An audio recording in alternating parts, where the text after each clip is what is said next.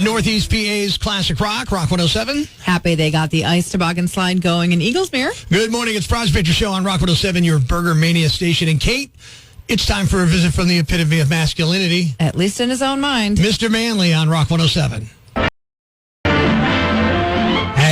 Hey, Mr. Manley here with lesson number 132 in How to Be Manly. Being born in Punxsutawney, I always burrow my way back to see Phil on Groundhog Day. Hey, I once won a spelling bee in the 3rd grade when I moved here to Northeast PA because I was the only one that could spell Punxsutawney. But enough about my education. This year, I had a charming woman to accompany me as she looked forward to the warmer months and didn't mind getting up early. Coincidentally, her name is Dawn. I made sure to book us a hotel room by Gobbler's Knob. On Groundhog Eve, we went to dinner in anticipation of the big morning that lies ahead. I asked Dawn, what entices you about seeing Phil? She said, it's almost romantic, and he burrowed safe in his hiding place. He feels the rustling outside that begins to stimulate him. Then he slips out of his hiding place to reveal himself. That gives me a warm feeling inside. Well, after hearing Dawn's definition of romance, I knew that Gobbler's Knob would be hopping that night. And I knew I must reply in a manly manner. If you ever find yourself in a similar situation, follow along in your manly manual, page number 132, and repeat after me. Number 1, hey, Dawn, I have something in its hiding place. Care to stimulate it? Number 2, boy, howdy, I can't wait to see the crack of dawn. Number 3, reveal. Here, reveal this. I bet it'll give you a warm feeling inside. Soon after, as Dawn reveals the Punxsutawney police to you, which takes away all your stimulation, and you come to terms with the facts that you'll never be able to see the crack of dawn, you'll realize just what kind of man you really are. Until next time, this is Mr. Manley saying be manly and good day.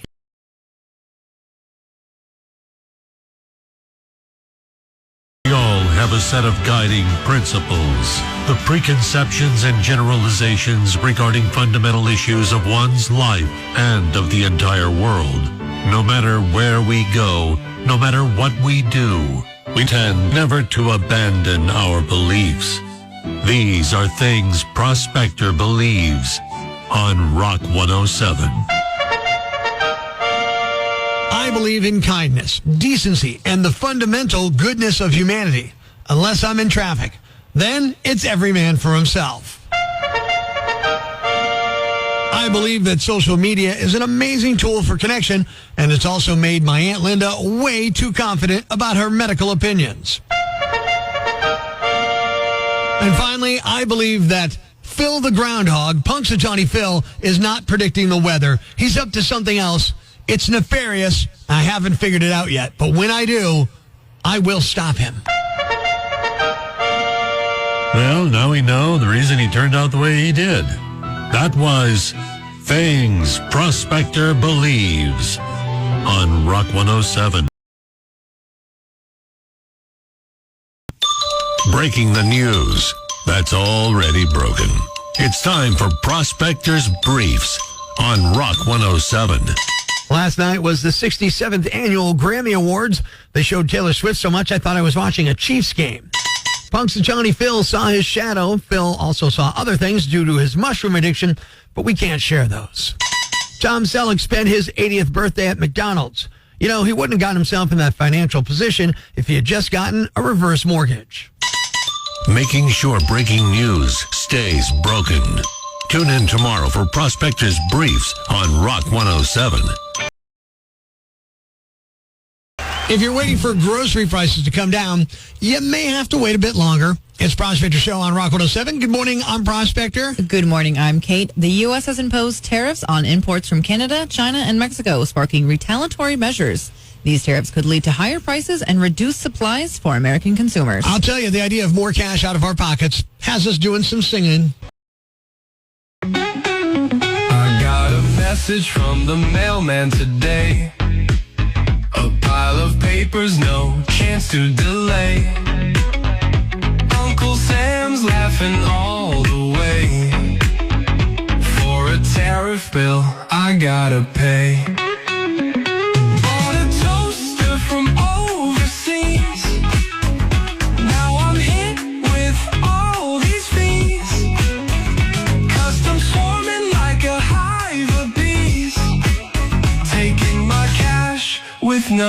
appease. Gotta pay those tariffs, it's a crime. Nickel and dime every single time. From gadgets to shoes, even my slime. Government's fine print just won't ride. Won Grammys last night. Like somehow we got transported back to the 1960s. Good morning. It's Prospector Show on Rock 107. Loud and clear in Knoxon on 107.7 FM. Driven by Sherwood Chevrolet Buick GMC in Tunkhannock and online at sherwoodchevrolet.com. So, Kate, did you see the Groundhog Sunday? I did not. I'm sorry. You missed it. Punxsutawney Phil, the seer of seers, was awakened from his wintry nap at dawn on Gobbler's Knob. Phil looked to the skies and then, speaking in groundhogese, directed the president to the proper scroll, which reads, "It's Groundhog Day, and maybe life is on a loop, but I miss my burrow, I miss my coop. So I'm headed back down. There's a shadow up here. Get ready for 6 more weeks of winter this year." On Groundhog Day, Punxsutawney Phil saw his shadow, and 3 in 5 Americans trust his prediction. If he's that trusted, maybe he should have his own daytime talk show. He's the most trusted groundhog in the world. And now he has his own daytime advice show. Hi, everybody. He's Dr. Phil. Dr. Punxsutawney Phil. The reason why you have commitment issues is you're a cheating skank. Tune in for real relationship advice. Heck, you'll probably be to the next Tom, Dick, or Harry by the time winter's over, and that's with the 6 extra weeks. And advice about addiction. Well, you'd have a better life if you weren't in a pot-smoking, coke-sniffing, heroin-shooting, meth-doing haze. Dr. Punxsutawney Phil. Real groundhog advice for real people. And don't forget to check out my Groundhog Wife Robin's podcast.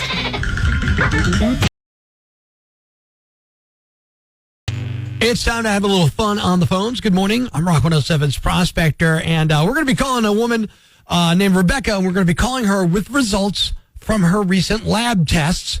The results are actually good news, but I don't know exactly what it is because I'm not allowed to know that. There's HIPAA laws and all that stuff, but I have been allowed to call her and tell her she's getting good news, but I'm going to do it with like a mouthful of stuff. Like I'm eating lunch, and she's going to have trouble understanding me. We'll see how long it takes for her to get frustrated.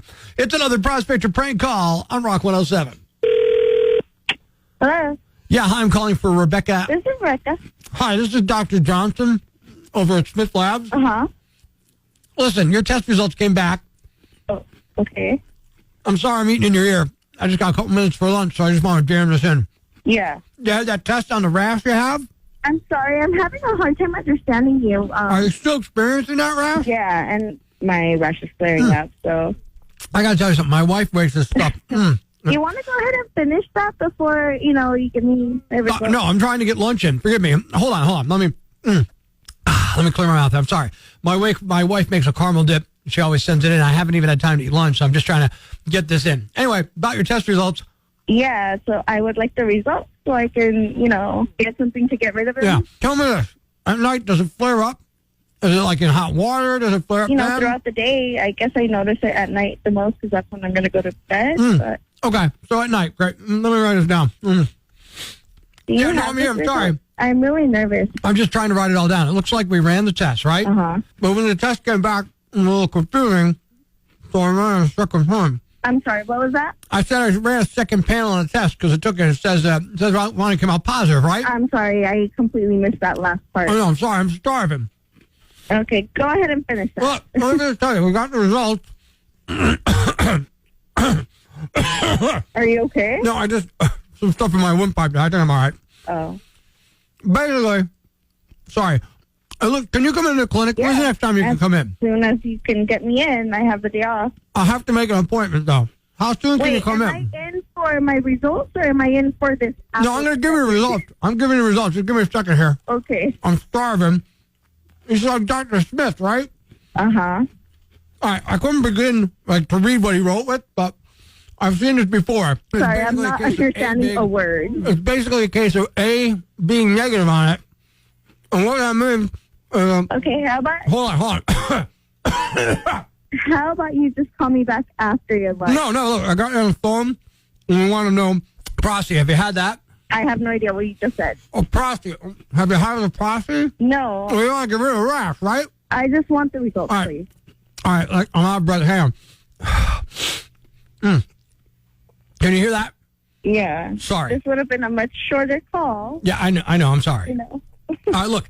Dr. Smith called and told me to give you a prosty, so you don't know what a prosty is, obviously. No. It's Prospector.